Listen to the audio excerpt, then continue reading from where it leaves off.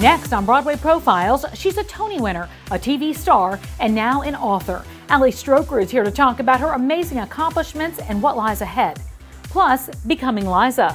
Krysta Rodriguez is here to talk about her incredible transformation into Liza Minnelli in the Netflix series HALSTON.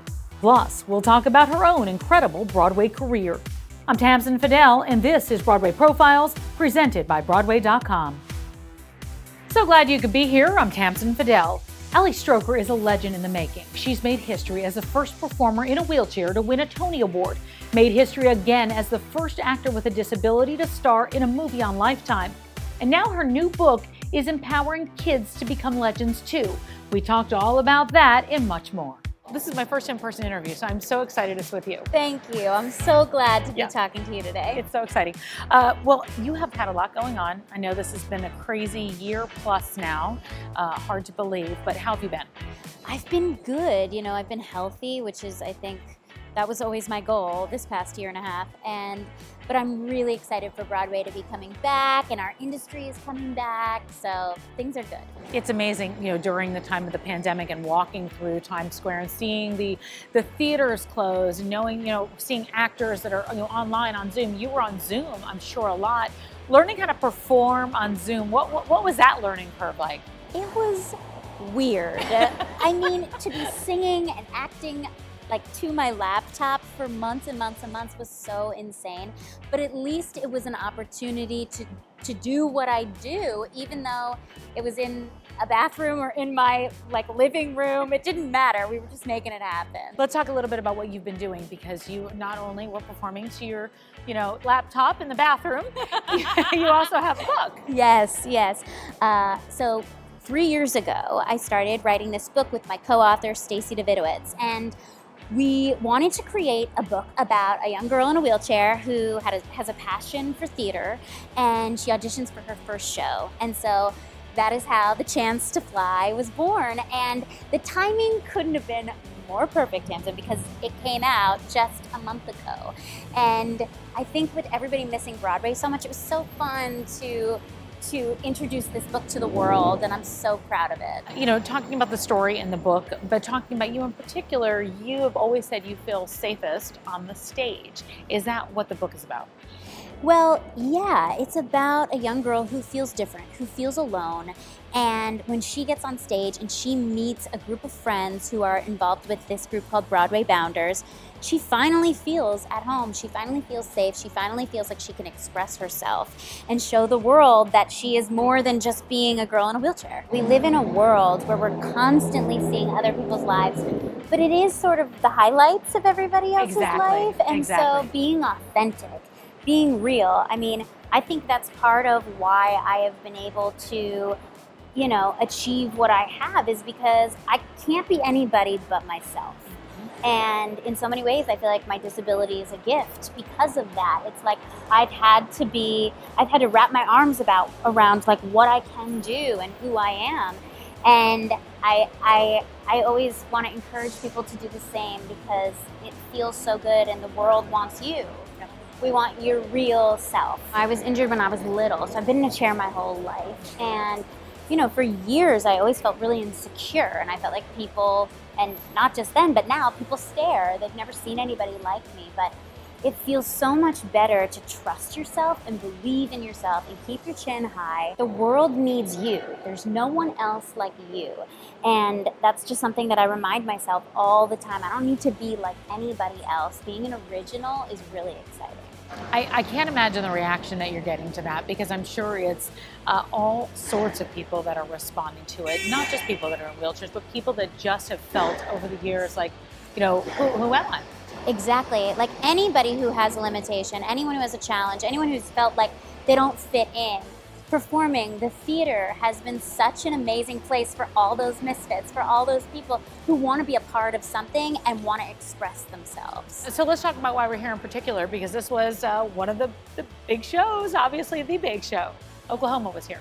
Yeah, this is where we did Oklahoma, Circle in the Square. And I haven't been back since we closed, and I was actually this morning feeling like butterflies about coming back and wondering how it would feel, because it was home for many, many months. And It's where so many things happened in my career and in my life, and it will always have such significance in my life.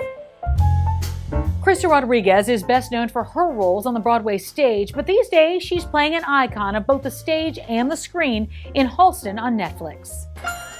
It's Liza with a Z, not Lisa with an S, cause Lisa with an S goes not Z. It's Z instead of S, line instead of Lee. It's simple as can be. See Liza, then M-I-double-N, then E-double-L-I. You double up the N, that's not new, then E-double-L, and with an I. That's the way you say Minnelli, Liza Minnelli. Paul Wontorek is here with the story for us.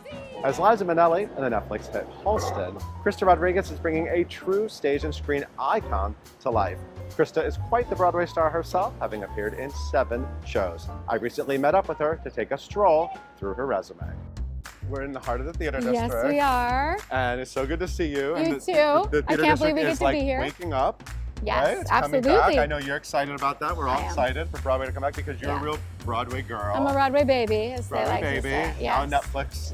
I mean, Netflix you know, baby too. Netflix baby too, but only when I get to sing. Eugene O'Neill Theater. This is kind of where it all started. It is right? where it all started. Yes. Your first Broadway show. My first Broadway show was Good Vibrations. You played Bikini Girl. I was Bikini. I understudied Bikini Girl. Yes. Who was Amanda Klutz actually was Bikini Girl. So she's like that perfect bikini thing, and then I would come in like scrappy Bikini Girl. Scrappy. Okay, so you think of her as scrappy Bikini Girl. I do. Yeah. If I'm bringing myself to the role. But yeah, I remember turning the corner on that street and seeing the marquee for the first time, and like being like, oh, this is real. Like you kind of understand it, but you don't really feel it until you see the marquee. And then, you know, that show was sort of I guess we'd call it a failure, wouldn't we? Yeah, we would. And then we call it a flop. Yeah, it's a flop. But then I went back to school. Like I didn't think I was gonna do any more performing. And then I got Spring Awakening, which happened to be almost 2 years to the day in this theater. Kind of was a restart. It was a new Broadway debut. You're unique in that you have actually 2 productions of the same show on your resume. Yes. Because you got to return to Broadway in Spring Awakening and work with your great friends Michael Arden and Andy Miendres. Yes. At a very difficult time in your life. I mean, Right. that was after your very public breast cancer diagnosis. What was it like returning to this theater in Spring Awakening? That feels like that must have been really special. It was. I mean, the show was special to me to begin with. And like one of the roles that I understudied in the original was Ilsa. And people would ask me for years, what was your favorite role you've ever played? And I would say Ilsa, even though I only played it maybe 20 times. Like it just stuck with me. So when Andy called me and he knew that I was going through chemo, and he was like, what's your chemo schedule like? He's like, I think it'd be a good thing for you to keep your hands busy while you're in bed recovering from chemo to learn sign language. Yeah.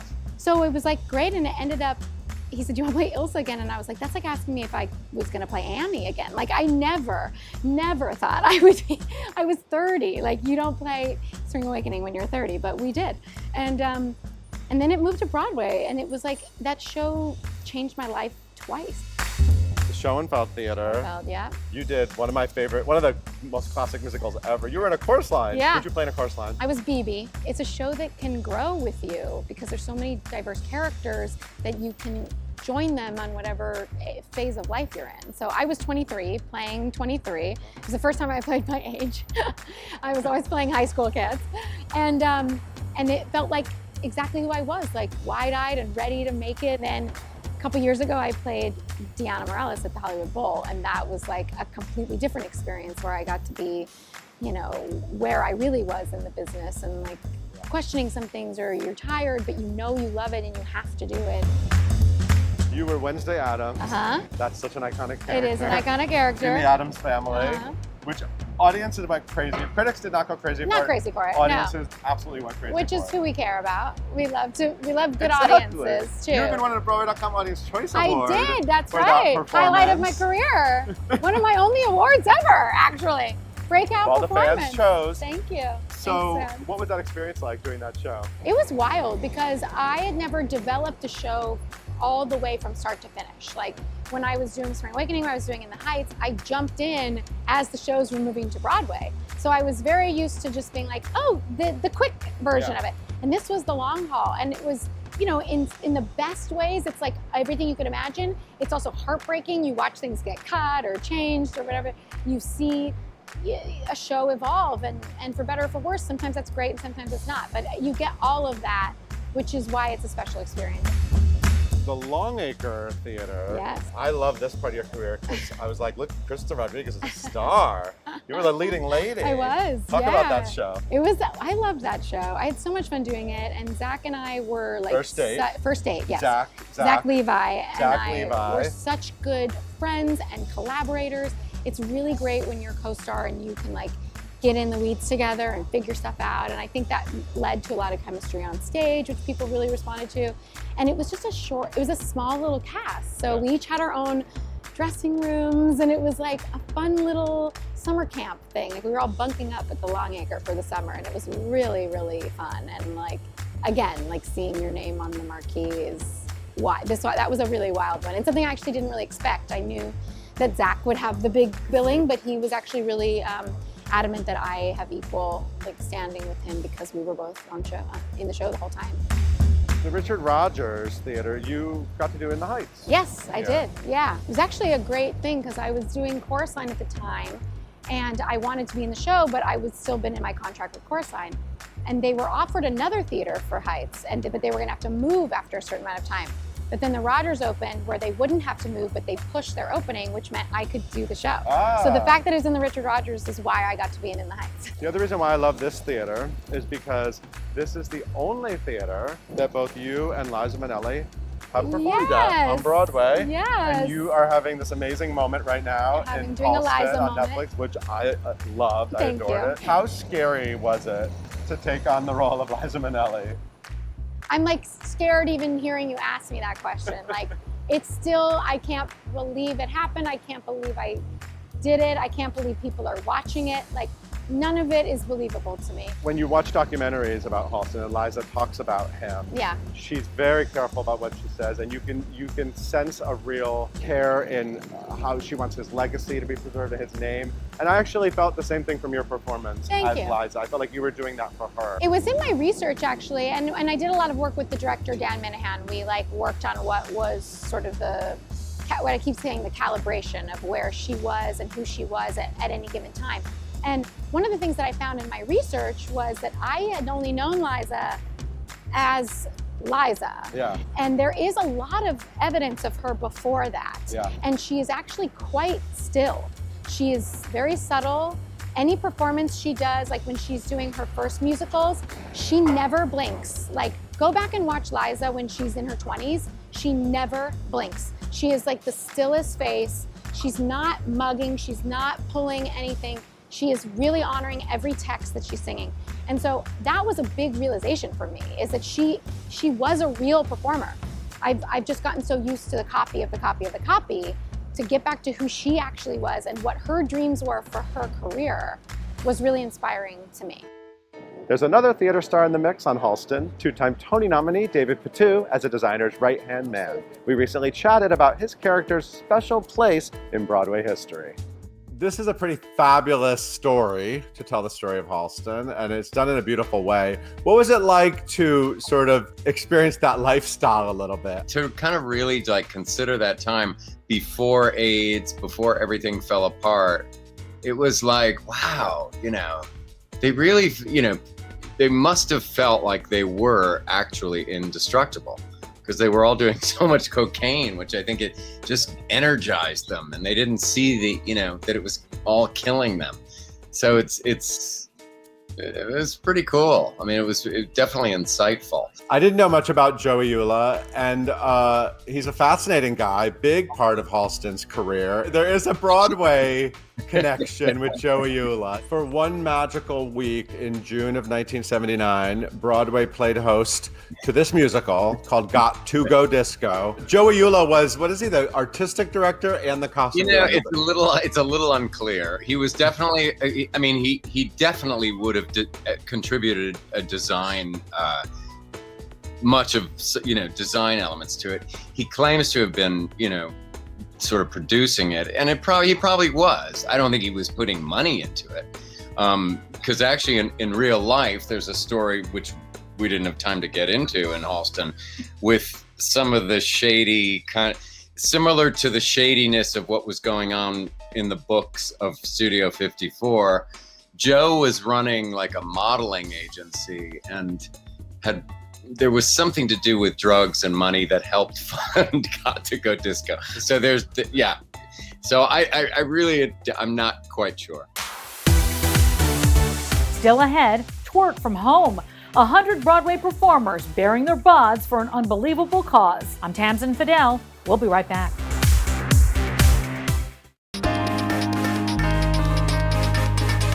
Broadway Bears is back, taking it all off for a good cause. For nearly 3 decades, the organization has raised millions of dollars for Broadway Cares Equity Fights AIDS. And now their annual fundraiser, Broadway Cares Twerk from Home, is set to air June 20th at BroadwayCares.org. But we were there as 100 Broadway performers filmed the big finale in Times Square.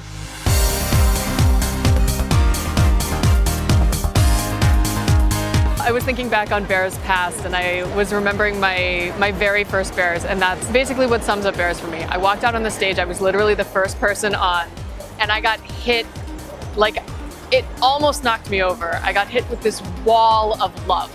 I mean, it was amazing. I'm still tearing up, and it's been years. And that's what this is. It's dancers coming together as a community to send love out into the world. We're sending medication and counseling and food and housing help and whatever people need, and because there's still a crisis out there and we're just trying to help. So we put on some glitter lips and some lashes, and we do what we can to raise money so that the crisis can end. The money that's being raised with Broadway Bears Twerk from Home on June 20th essentially goes 2 directions. Half of it will go to our COVID Emergency Assistance Fund for the Actors Fund, which helps everybody in the industry who are really still struggling to make it through the end of this pandemic. We also have a national grants program where we award funds to more than 430 organizations from coast to coast who have also been extremely challenged by this epidemic. For me, living in New York, a New Yorker, I consider myself a New Yorker. I've lived here for 40 years now, and I really consider it the second pandemic, because the first was the AIDS crisis. And we got through it by coming together and helping each other. And so here we are again after 15 months of being out of work, no Broadway shows running, and you see the energy of all of these dancers and Broadway performers coming together to begin this fundraising effort, not for themselves, but for everyone else who is even in more need than they are. That's the Broadway community. That's what happens when we come together. Stage and screen star Teron Brooks is out with new music. The inspirational new single, Tomorrow, is available now, released ahead of his upcoming album, The Soul of Broadway. I said, what if I created a record with the Broadway songs, but took them out of the context of the show or the character and tried to kind of reimagine them in a way where it's just about the message and put my own spin on them? What would that do? Would that bring it to a whole new audience? Of course, I'm a Broadway performer, so I love Broadway. But I think I had the idea maybe a couple years ago, talking to a couple of my friends who would kind of say, I don't like Broadway music. I don't, and I was like, oh, you don't? And so that's what we did. We took some of these iconic songs and made it into an artistic kind of form where it was maybe available to everyone. Even to me, there were some of the songs where I wasn't particularly fond of them, to be honest. And then when I took them and kind of arranged them in my own style, the messages were just kind of different and more personal. So the first single is Tomorrow, Annie's Tomorrow, which is incredible because the label chose that song, which it was the last song recorded for the album. It almost didn't make the album. Literally, we had 1 hour to decide what song we were going to use. I went into the studio, sang the song, this arrangement that's coming out, and now that's the first single. So, and then I heard a story that in the show Annie, Tomorrow was the last song added at the last minute.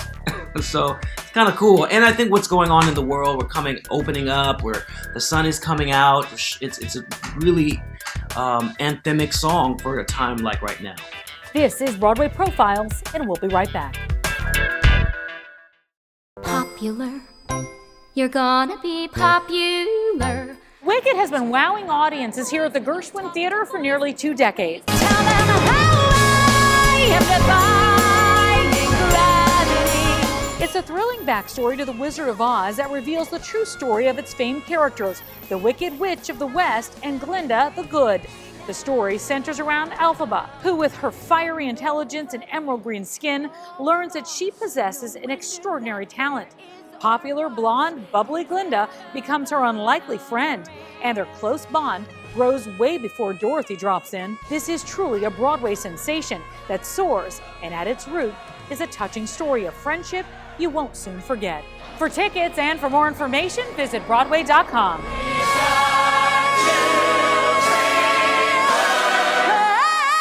And that's going to do it for us. Until next time, I'm Tamsen Fadal, and this is Broadway Profiles, presented by Broadway.com.